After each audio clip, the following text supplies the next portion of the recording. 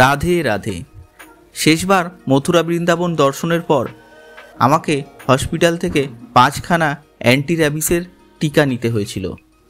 নমস্কার বন্ধুরা, মথুরা বৃন্দাবন দর্শনের সময় কোন কোন বিষয়গুলোয় খুব সাবধান থাকা জরুরি সেই বিষয় নিয়ে আজকের ভিডিও একটু লম্বা হতে পারে, কিন্তু সমস্ত বিষয় আপনাকে সাবধান করব।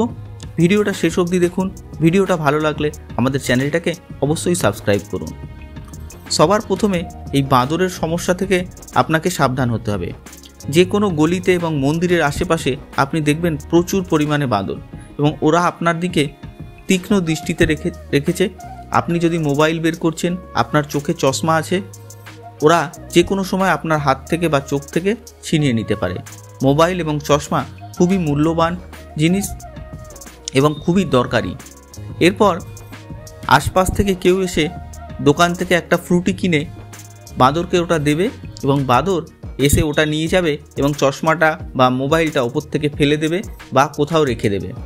আপনি হয়তো ফেরত পেয়ে যাবেন, তার বিনিময়ে ওই ব্যক্তিটি আপনার থেকে কিছু টাকাও দাবি করতে পারে। আর যখন বাঁদর আপনার চোখ থেকে চশমা ছিনিয়ে নেবে, সেই সময় আপনার চোখে বা মুখে লাগতে পারে বাঁদরের আঁচড়, এবং তারপর আপনাকে যেতে হবে ডাক্তারখানায়। ডক্টর আপনাকে অ্যান্টি র্যাবিস ভ্যাকসিন দেবেন এবং 1 মাস ধরে আপনাকে এই ভ্যাকসিন নিতে হবে। অনেক সময় অনেকে এটাকে ছোটোখাটো আঁচড় বলে এড়িয়ে যান, কিন্তু এটা কখনোই এড়াবেন না, স্বাস্থ্যের পক্ষে খুবই ক্ষতিকারক। তাই আপনারা হোটেল থেকে বেরোনোর পরই মোবাইলটি পকেটে এবং চশমাটা কোনো মতেই ব্যবহার করবেন না। চশমার উপর খুব অ্যাটাক হয়। দ্বিতীয়, অটো এবং টোটোওয়ালা। মথুরা স্টেশনে নামার পর থেকেই বৃন্দাবন যান, মথুরা যান বা যেখানেই যান, অটোওয়ালারা প্রায় ডবল ভাড়া নেন। 40 টাকার ভাড়া আপনার থেকে 80-100 মাথা পিছু ভাড়া চাইবে। তাই কোথা থেকে আপনি কোথায় যাচ্ছেন সেই ডিস্ট্যান্সটা আগে দেখে নিন।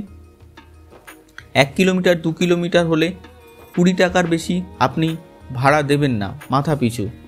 আপনি গুগল লোকেশানে ডিস্ট্যান্সটা চেক করে তবেই একটু দাম দর করে নেবেন, না হলে পদে পদে আপনাকে ঠকতে হবে।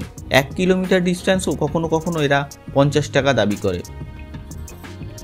সব থেকে সুবিধা এখানে মাঝে মাঝেই দেখবেন বৃন্দাবনে বা মথুরায় সরকারি কিছু গাড়ি, এই সাদা রঙের গাড়ি পাওয়া যায়। এগুলোই ফিক্সড প্রাইস, এনারা টিকিট দেন, এগুলোই চাপবেন। আপনার ঠকার সম্ভাবনা খুব কম। অনেক সময় শাটেলে করেও অনেকে মথুরা ফেরেন, তারাও অনেক সময় নিজেদের ইচ্ছা খুশি প্রচুর টাকা দাবি করেন। এরপরে আসে জুতোর সমস্যা। বেশিরভাগ মন্দিরের সামনেই এখন জুতো রাখার ঘর রয়েছে, তো সেটা মন্দির থেকে অনেকটা দূরেই হয়। তাই আপনারা যে কোনো মন্দিরে প্রবেশের একটু আগেই জেনে নিন আশেপাশ থেকে জুতো রাখার ব্যবস্থা কোথায়, এবং জুতো এবং আপনার ব্যাগ সেখানে জমা রাখুন। কারণ অনেক সময় আপনি লাইন দেখে লাইনে দাঁড়িয়ে পড়লেন, মন্দিরের সামনে পৌঁছালেন এবং সেখানে যত্রতত্র যেখানে সেখানে জুতো রেখে মন্দিরে প্রবেশ করলেন। দর্শনের পর যখন বাইরে এলেন, আপনার জুতো আর আপনি ফিরে পাবেন না এবং খুবই অসুবিধার সম্মুখীন হতে হয়। এরপরে বলি টিকা। রাধা কৃষ্ণর স্থানে এসে রাধে রাধে টিকা সবারই পছন্দের, কিন্তু অনেক সময় কিছু অসাধু ব্যক্তি, মহিলা, এনারা কি করেন, টিকা লাগাতে জোর করে আপনার কাছে আসবেন। আপনি খুশি মনে টিকা লাগাবেন। যে টিকাটায় আপনার সাধ্যমতো 10 টাকা 20 টাকা আপনি দিতে পারেন, কিন্তু কখনো এরা 50 টাকা 100 টাকা দাবি করে নেয়। তাই টিকা লাগানোর আগে আপনি বলে দিন, এবং যে টিকাটা আছে, যে টাকাটা আপনি দেবেন সেটাই দিন। আমি আগেরবার জোর করে লাগাতে আসলে 10 টাকা দেবো বলি, উনি বলেন ঠিক আছে। এরপরে আমি 10 টাকার কয়েন দিই, উনি বলেন কয়েন দিতে নেই বাবু, নোট দিতে হয়। তো আমি বললাম খুচরো নেই, তো 50 টাকার নোট দিলাম। উনি আর আমাকে ফেরত দিলেন না, সোজা চলে গেলেন। কিচ্ছু করার নেই আমার। পাশের ব্যক্তির সাথে দেখলাম রীতিমতো ঝগড়া চলছে 100 টাকা দাবি করে। তাই এদের থেকে একটু দাম দর করে নিন, সেটা আপনার জন্য সুবিধা হবে। এরপর বলি গাইড। অনেক সময়ই আপনি গাইড পাবেন যারা আপনাকে বলবে 100 টাকায় 10টা মন্দির আপনাকে দর্শন করাবো।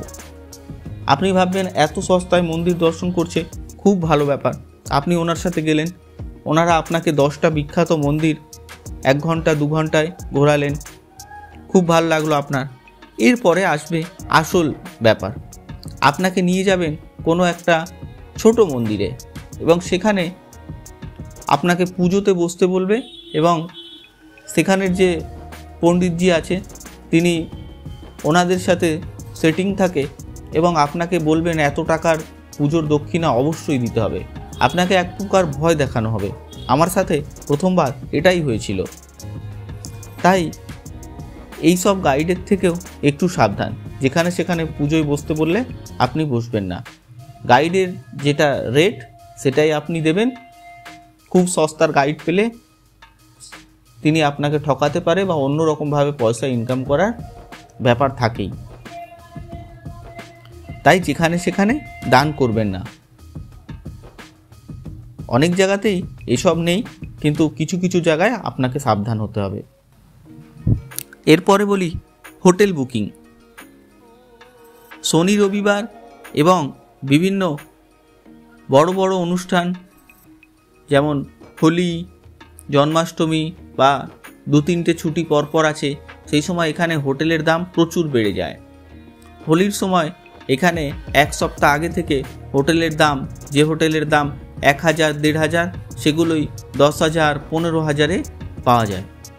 তাই এরকম বড় বড় অনুষ্ঠানের দিন এড়িয়ে অন্য দিনে আসুন, আপনার খরচ সাপেক্ষ হবে। আগে থাকতে অনলাইনেও আপনি বুক করতে পারেন। শেষে বলি, প্রতিদিন লাখো ভক্তের সমাগম হয় মথুরা বৃন্দাবনে ভগবান শ্রীকৃষ্ণ এবং রাধারানীর দর্শন পাওয়ার জন্য এবং তাদের আশীর্বাদ নেওয়ার জন্য। তাই বাঁকে বিহারী মন্দির, রাধাবল্লভ মন্দির এবং এই সংলগ্ন সমস্ত মন্দিরে প্রচুর ভক্তের সমাগম হয়। প্রবেশ পথগুলি এখানের খুবই ছোট, সরু সরু গলি এবং লম্বা লাইন পড়ে এবং মন্দিরে প্রবেশের সময় প্রচুর ভিড়, ধাক্কাধাক্কি এসবগুলো হয়।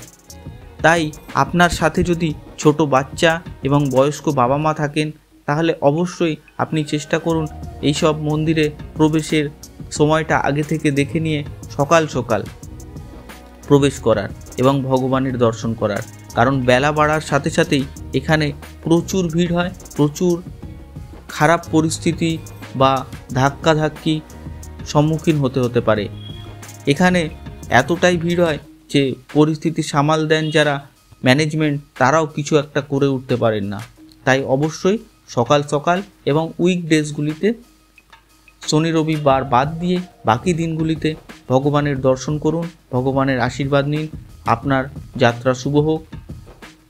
আমাদের ভিডিওটা যদি আপনার ভালো লাগে প্লিজ চ্যানেলটা সাবস্ক্রাইব করুন এবং লাইক করে দিন এবং বন্ধুদের সাথে শেয়ার করুন। দেখা হচ্ছে কোনো নতুন ভিডিওয়। যদি আমি কিছু ভুল বলে থাকি অবশ্যই আমাকে শুধরে দেবেন। Thank you. রাধে রাধে।